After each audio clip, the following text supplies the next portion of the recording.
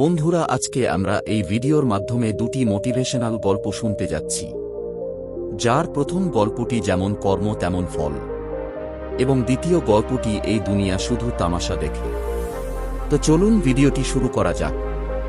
গল্পটি একজন কৃষকের, যে প্রতিদিন একটি রুটির দোকানে 1 কেজি করে পনির বিক্রি করত এবং 1 কেজি করে রুটি কিনে আনত।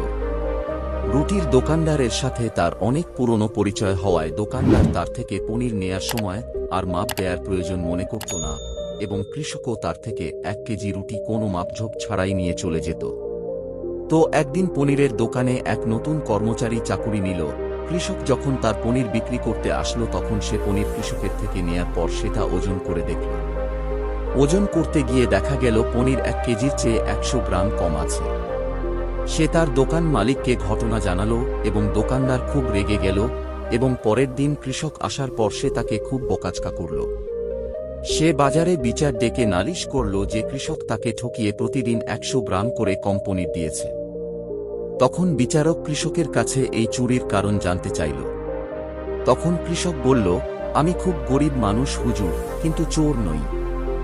আমার বাসায় পরিমাপ করার কোনো পাল্লা নেই, তাই প্রতিদিন রুটির দোকান থেকে যে 1 কেজি রুটি নিয়ে যাই সেটি দিয়েই ওজন করে দোকানদারকে সমপরিমাণ পনির দিয়ে যাই।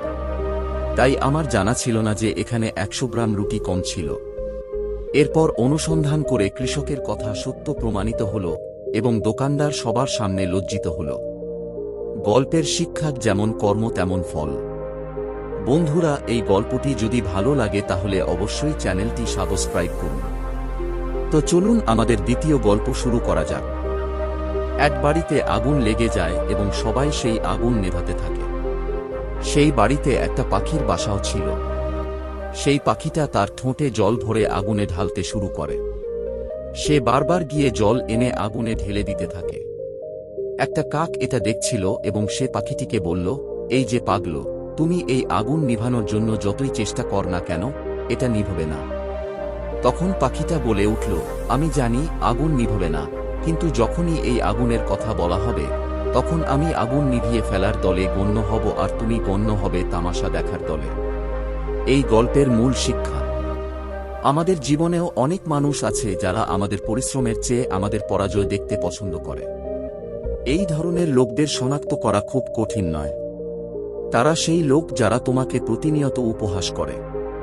এই ধরনের লোকেরা সবসময় তোমাকে নিরুৎসাহিত করবে। তাই নিজেকে সবসময় এই ধরনের লোকদের থেকে দূরে রাখো। মনে রাখবে যে তুমি একা অনেক কিছু করতে পারো, শুধু নিজের উপর বিশ্বাস রাখা।